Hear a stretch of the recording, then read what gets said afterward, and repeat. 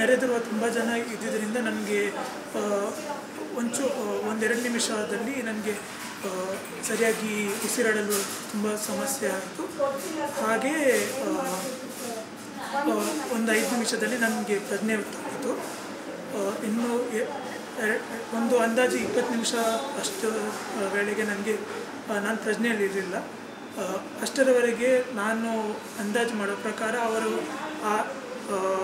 ಏನು ಕಾಲು ತುಳಿದದ್ದು ರೀಸನ್ ಇತ್ತು ಅದನ್ನು ಒಂಚೂರು ಕ್ಲಿಯರ್ ಮಾಡಿ ಜನರನ್ನು ಅಲ್ಲಿಂದ ಬಿಡಿಸುವ ಪ್ರಯತ್ನ ಮಾಡ್ತಿದ್ರು. ಯಾವುದು ಬೇರೆ ಜನ ನಮ್ಮದು ಅಲ್ಲಿ RCB ಫ್ಯಾನ್ಸ್ ಇದ್ದರು, ಅವರೆಲ್ಲ ತುಂಬ ಅಲ್ಲಿ ಇದು ಮಾಡ್ತಿದ್ರು, ಆದಷ್ಟು ಜನರನ್ನು ತೆಗೀಲಿಕ್ಕೆ ಅವರು ಪ್ರಯತ್ನ ಮಾಡ್ತಿದ್ರು. ತುಂಬ ಜನ ಅವರು ಪ್ರಜ್ಞೆ ತಪ್ಪಿ ಇಲ್ಲಿ ಬಿದ್ದಿದ್ದರು.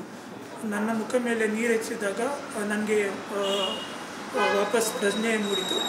ಆವಾಗ ನನ್ನನ್ನು ಅವರು ನಾನು ಪ್ರಜ್ಞೆಯಲ್ಲಿದ್ದದ್ದು ನೋಡಿ ನನ್ನನ್ನು ಅಲ್ಲಿಂದ ಎಳೆಯ ಪ್ರಯತ್ನ ಮಾಡಿದರು. 5 ನಿಮಿಷ ತನಕ ಅವರು ನನ್ನ ಕಾಲ ಮೇಲಿದ್ದ ಇನ್ನು ಜನರನ್ನು ಎತ್ತುವುದಲ್ಲಿ ನನ್ನನ್ನು ಬಿಡಿಸುವ ಪ್ರಯತ್ನ ಮಾಡಿ ಅವ್ರು ನನ್ನನ್ನು ಆ ಝೋನಿಂದ ದೂರ ಎಳೆದುಕೊಂಡು ತಂದರು.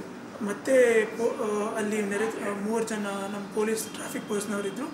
ಅವರು ನನ್ನನ್ನು ಮತ್ತು ಇನ್ನೊಬ್ಬ ಹುಡುಗನನ್ನು ಹೋಗ್ತಿರುವ ರಿಕ್ಷಾ ನಿಲ್ಲಿಸಿ ನಮ್ಮನ್ನು ರಿಕ್ಷಾದಲ್ಲಿ ಕೂರಿಸ್ಕೊಂಡು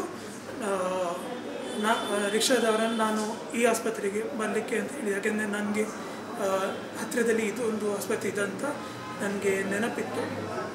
ಸೊ ನಾನು ಇಲ್ಲಿ ಬಂದೆ ಮತ್ತು ಇಲ್ಲಿಯ ಡಾಕ್ಟರ್ನವರೆಲ್ಲ ತುಂಬ ಚೆನ್ನಾಗಿ ನಮ್ಮನ್ನು ಟ್ರೀಟ್ ಮಾಡಿದರು. ಅವರು ಆದಷ್ಟು ನಮ್ಮ ಸಹಾಯಕ್ಕೆ ಬಂದು ಇಷ್ಟು ಒಳ್ಳೆ ನಮ್ಮನ್ನು ಟ್ರೀಟ್ಮೆಂಟ್ ಎಲ್ಲ ಕೊಟ್ಟಿದ್ದಾರೆ. ಸರ್, ನೀವು ಅವತ್ತು ಬಂದಂತಹ ಟೈಮಲ್ಲಿ ಅಲ್ಲಿ ಗೇಟ್ ಹತ್ರ ಒಳಗಡೆ ಹೋಗುವಂಥ ಸಂದರ್ಭ ಇತ್ತು. ಬಟ್ ಒಳಗಡೆ ಹೋಗೋದು ಅಂದರೆ 12 ಗೇಟ್ ನಂಬರ್ 12ರಿಂದ 17 ತನಕ ಕ್ರೌಡ್ ಜಾಸ್ತಿ ಆಗಿತ್ತು. ಸ್ಟಾರ್ಟಿಂಗಲ್ಲೂ ಕೂಡ ಫ್ರೀ ಅಂದ ತಕ್ಷಣ 12 ಹತ್ರ ನಿಂತಿದ್ರು.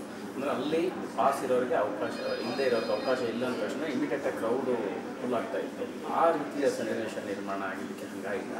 ಮತ್ತು ಒಳಗಡೆ ಹೋಗೋರು ಹೊರಗಡೆ ಬರೋರು ಅಟ್ ಎ ಟೈಮ್ ಅಂದರೆ ಏನಾಗಿತ್ತು ಅಂದರೆ ಫಸ್ಟ್ ಅವ್ರು 3:30ಕ್ಕೆ ಅವರು ಅನೌನ್ಸ್ಮೆಂಟ್ ಮಾಡಿದ್ರಕ್ಕೆ ಯಾರು ಪಾಸ್ ಇಲ್ಲದೆ ನಮಗೆ ಒಳಗೆ ಬಿಡಲ್ಲ ಅಂತ.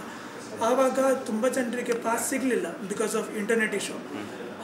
ಮತ್ತು ತುಂಬ ಜನ ಅವರು ಅಂದರೆ ಅಲ್ಲಿ ಯಾರು ಹೊರಗೆ ಯಾರು ಮ್ಯಾನೇಜ್ಮೆಂಟ್ ಅವರು ಇಲ್ಲಾಂದರೆ ಸೆಕ್ಯೂರಿಟಿ ಪರ್ಸನಲ್ ಯಾರೂ ಇರಲಿಲ್ಲ ಫ್ರಮ್ ದ ಸ್ಟೇಡಿಯಂ.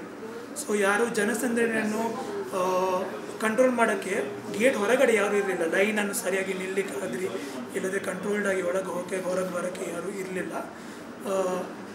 ಸೊ ಮತ್ತು 4 ಗಂಟೆಗೆ ಅವ್ರು ಗೇಟ್ ಓಪನ್ ಮಾಡ್ತೀವಂತ ಅನೌನ್ಸ್ ಮಾಡಿದರು. ಆವಾಗ ಅನೌನ್ಸ್ ಮಾಡುವಾಗ ಅವ್ರು ಹೇಳಿದರು, ನೀವು ಟಿಕೆಟ್ ಇಲ್ಲದಿದ್ದರೂ ನಾವು ನಿಮ್ಮನ್ನು ಒಳಗೆ ಬಿಡ್ತೀವಿ, ದಯಮಾಡಿ ನೀವು ನೂಕುನುಗ್ಗಲನ್ನು ಮಾಡಬೇಡಿ ಅಂತ. ಆ ಅನೌನ್ಸ್ಮೆಂಟಿಂದ ನೂಕುನುಗ್ಗಲು ಜಾಸ್ತಿ ಆಗಿ ಅಂದರೆ ಓಕೆ ನಾವು ಬರಕ್ಕೆ ಬಿಡ್ತಾರೆ ಪ್ಲೀಸ್ ಅಂದರೆ ಎಲ್ಲರೂ ಒಳಗೆ ಹೋಗೋ ಪ್ರಯತ್ನದಲ್ಲಿ ಬಂದರು. ಅದರಿಂದ ಆ ಸಿಚುವೇಶನ್ ತುಂಬ ಇನ್ನೂ ಔಟ್ ಆಫ್ ಕಂಟ್ರೋಲ್ ಹೋಗ್ತಾ ಹೋಗುತ್ತೆ.